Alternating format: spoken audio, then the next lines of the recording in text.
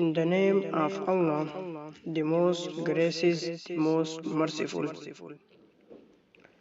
Welcome to the Principle of Life series. Today's topic is avoid jealousy. Jealousy passions the heart and destroys relationship.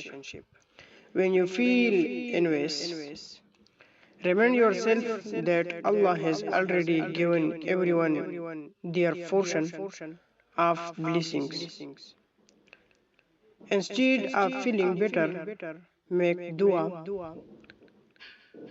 for the one you envy. May Allah bless them even more, and may He protect you from jealousy.